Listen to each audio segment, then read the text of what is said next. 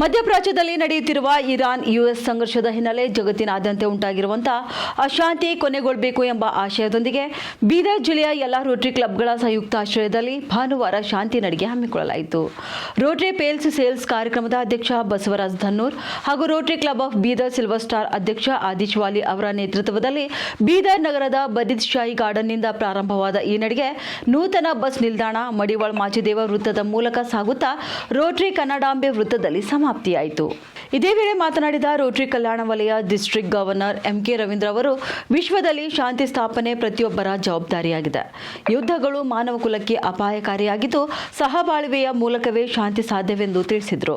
ಇನ್ನು ರೋಟರಿ ಕಲ್ಯಾಣ ವಲಯ district governor Keshav Reddy ಅವರು ಮಾತನಾಡಿ, ಯುದ್ಧದಿಂದ ವಿನಾಶವೇ ಹೊರತು ಯಾರಿಗೂ ಕೂಡ ಲಾಭವಿಲ್ಲ. ಧರ್ಮ ಜಾತಿ ಭೇದ ಮೀರಿದ ಮಾನವೀಯತೆ ಬೆಳೆಸಿದಾಗ ಮಾತ್ರ ಜಗತ್ತಿನಲ್ಲಿ ಶಾಂತಿ ನೆಲೆಸಲಿದೆ ಎಂದು ಅವರು ಹೇಳಿದರು.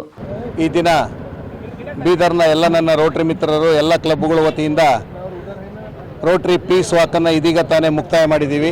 ಭಾಳ ಯಶಸ್ವಿಯಾಗಿ ಈ ಒಂದು ಪೀಸ್ ವಾಕ್ ನಡೀತು. ಇದರಲ್ಲಿ ಭಾಗವಹಿಸಿದ ಎಲ್ಲ ಶಾಲೆಯ ಮಕ್ಕಳಿಗೆ ಹಾಗೂ ಪ್ರತಿಯೊಬ್ಬ ರೊಟೇರಿಯನ್ಗೂ ಹಾಗೂ ಬೀದರ್ನ ಎಲ್ಲ ನಾಗರಿಕರಿಗೆ ನಾನು ರೋಟರಿ 3160 ಪರವಾಗಿ ಧನ್ಯವಾದಗಳನ್ನ ಹೇಳೋಕ್ಕೆ ಇಷ್ಟಪಡ್ತಾ ಇದ್ದೀನಿ. ನಾವುಗಳು ಒಂದು ವಸುದೈವ ಕುಟುಂಬದ ಥರ ಇರೋವಂಥ ನಾವುಗಳು ಇರೋವಂಥವ್ರು ನಾವು.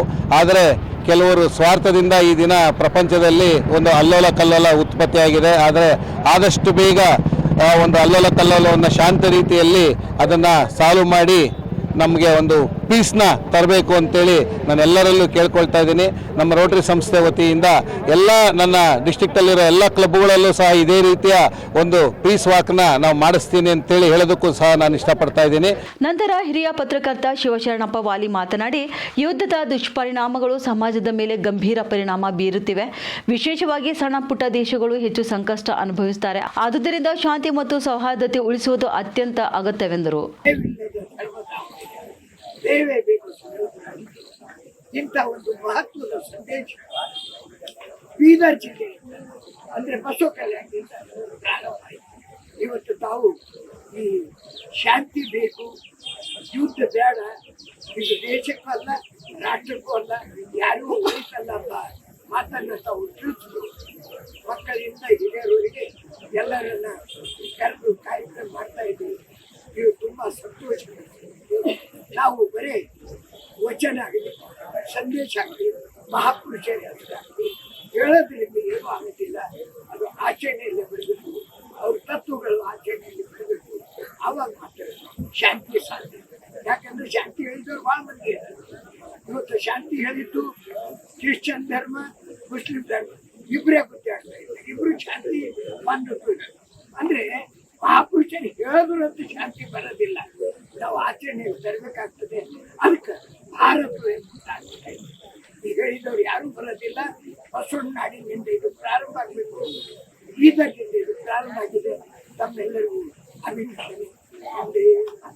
ನಂತರ ರೋಟರಿಯನ್ ಬಸವರಾಜ್ ಧನ್ನೂರ್ ಮಾತನಾಡಿ, 9 ಶತಮಾನಗಳ ಹಿಂದೆ ಬಸವಣ್ಣನವರು ಯಾವುದೇ ಯುದ್ಧ ಬೇಡ ಎಂದು ಹೇಳಿ ಪ್ರತಿಯೊಂದು ಪ್ರಾಣಿ ಪಕ್ಷಿ ಜೀವ ಸಂಕುಲದ ಮೇಲೆ ದಯೆ ಇರಬೇಕು ಎಂದು ಹೇಳಿದರು. ಆದರೆ ಇವತ್ತು ಜಗತ್ತಿನ 2 ದೇಶಗಳಲ್ಲಿ ನಡೆಯುತ್ತಿರುವಂತಹ ಈ ಯುದ್ಧ ಜಗತ್ತಿನಲ್ಲಿ ಸಾಕಷ್ಟು ಅಮಾಯಕರ ಮೇಲೆ ಪ್ರಭಾವ ಬೀರುತ್ತದೆ.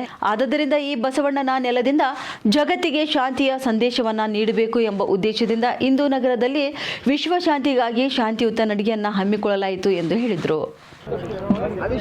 ಇವತ್ತು ಬೀದರ್ ನಗರದಲ್ಲಿ ವಿಶ್ವ ಶಾಂತಿಗಾಗಿ ನಡಿಗೆ ವರ್ಲ್ಡ್ ಪೀಸ್ ವಾಕ್ ಅನ್ನು ಬೀದರ್ನ ಎಲ್ಲ ರೋಟರಿ ಸಂಸ್ಥೆಯ ಸದಸ್ಯರು ಈ ಒಂದು ವಿಶ್ವ ಶಾಂತಿಗಾಗಿ ನಡಿಗೆಯನ್ನು ಆಯೋಜಿಸಿದರು. ಇದರಲ್ಲಿ ಮುಖ್ಯ ಉದ್ದೇಶ ಏನಂದರೆ, ಜಗತ್ತಿನಲ್ಲಿ ನಡೆಯುವಂಥ ಯುದ್ಧಗಳು ನಿಲ್ಲಬೇಕು, ನಾವು ಮಾನವೀಯತೆಯನ್ನು ಉಳಿಸಬೇಕು, ದಯೆಯನ್ನು ಸಾರಬೇಕನ್ನುವಂಥ, ಪ್ರೀತಿಯನ್ನು ಸಾರಬೇಕನ್ನುವಂಥ ಒಂದು ಸಂದೇಶ ಇವತ್ತಿನ ಈ ಒಂದು ನಡಿಗೆಯಿಂದ ನಾವೆಲ್ಲರೂ ನಮ್ಮ ಒಂದು ಮನದಾಳದ ಇಚ್ಛೆಯನ್ನು ವ್ಯಕ್ತಪಡಿಸಿದ್ದೇವೆ ಮೌನವಾಗಿ. ಏಕೆಂದರೆ ಮನುಷ್ಯ ಇಷ್ಟೊಂದು ಡೆವಲಪ್ ಆಗಿ ಇಷ್ಟೊಂದು ಉನ್ನತೀಕರಣಗೊಂಡು ಇವತ್ತು ನಾವು ವಿಜ್ಞಾನದಲ್ಲಿ ಇಷ್ಟೆಲ್ಲ ಸಾಧಿಸಿ ಭೌಗೋಳಿಕವಾಗಿ ಭೌತಿಕವಾಗಿ ನಾವೆಲ್ಲ ಏನೇ ಸಾಧನೆ ಮಾಡಿದರೂ ಆಧ್ಯಾತ್ಮಿಕವಾಗಿ ನಾವು ದಿನೇ ಕುಸಿತಾ ಇದ್ದೇವೆ ಅನ್ನೋದು ಈ ಯುದ್ಧಗಳೇ ನಮಗೆ ತೋರಿಸಿಕೊಡ್ತಾ ಇವೆ. ಹೀಗಾಗಿ ನಮ್ಮ ಅಂತರಂಗದಲ್ಲಿ ನಾವು ಮಾನವೀಯತೆಯನ್ನು ಬೆಳೆಸಬೇಕು, ಪ್ರೀತಿಯನ್ನು ಬೆಳೆಸಬೇಕು. ಇನ್ನು ಈ ಶಾಂತಿ ನಡಿಗೆಯಲ್ಲಿ ಶಾಹೀನ್ ಶಿಕ್ಷಣ ಸಂಸ್ಥೆಯ ಅಧ್ಯಕ್ಷ doctor Abdul Khadeer, Rotary assistant governor Havshetty Patil, Nitin Karpur, Bidar ಜಿಲ್ಲೆಯ ಎಲ್ಲ ರೋಟರಿ ಕ್ಲಬ್ ಅಧ್ಯಕ್ಷರು, ಕಾರ್ಯದರ್ಶಿಗಳು, ಪದಾಧಿಕಾರಿಗಳು, ಸದಸ್ಯರು, ಇನ್ನು ಶಾಹೀನ್ ಶಿಕ್ಷಣ ಸಂಸ್ಥೆಯ ಹಾಗೂ ಸೈನಿಕ ಶಾಲೆಯ ಎಲ್ಲ ವಿದ್ಯಾರ್ಥಿಗಳು ಸೇರಿದಂತೆ ಅನೇಕರು ಭಾಗವಹಿಸಿ ಶಾಂತಿ ಸಂದೇಶ ಸಾರಿದರು.